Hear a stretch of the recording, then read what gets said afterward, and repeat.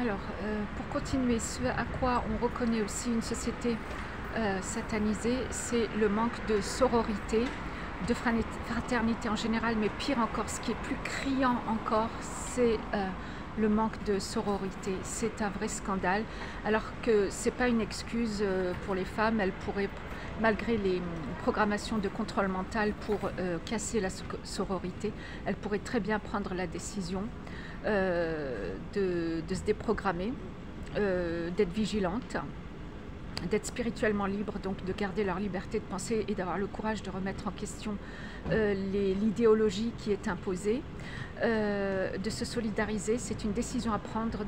Voilà, on garde notre libre arbitre.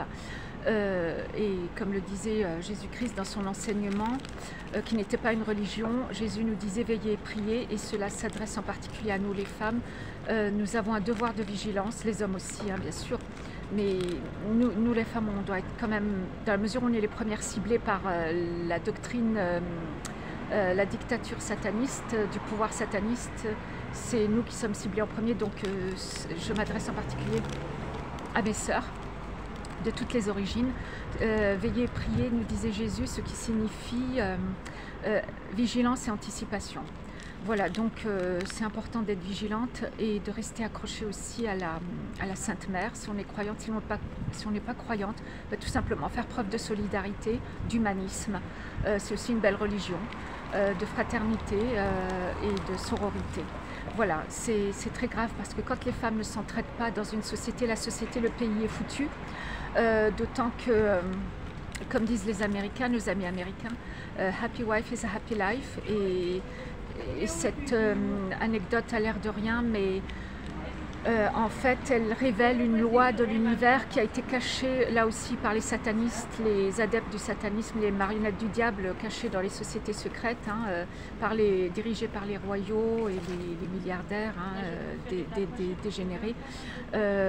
Ils savent que cette loi, c'est que bien, la condition féminine conditionne toute vie.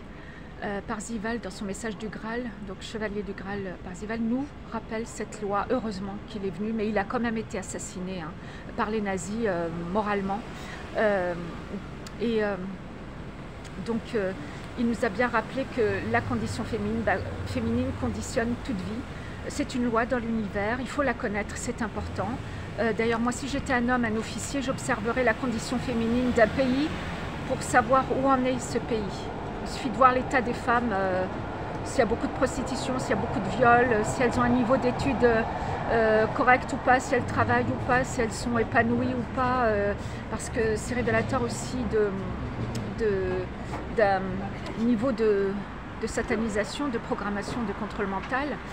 Et donc la condition féminine conditionne aussi la condition masculine. Quand les femmes sont heureuses, et bien évidemment, naturellement, il y a plus de chances pour que les hommes puissent aussi s'épanouir librement. Voilà, on peut le constater, il suffit d'ouvrir les yeux. Hein, nos amis américains ne se sont pas trompés. A happy wife is a happy life. Donc à nous, mesdames, d'être vigilantes quant à ces programmations de contrôle mental.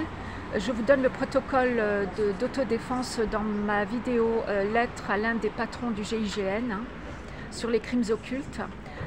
N'hésitez pas à consulter cette vidéo. Il n'est donné de trouver qu'à ceux qui cherchent sincèrement et sérieusement. Salut!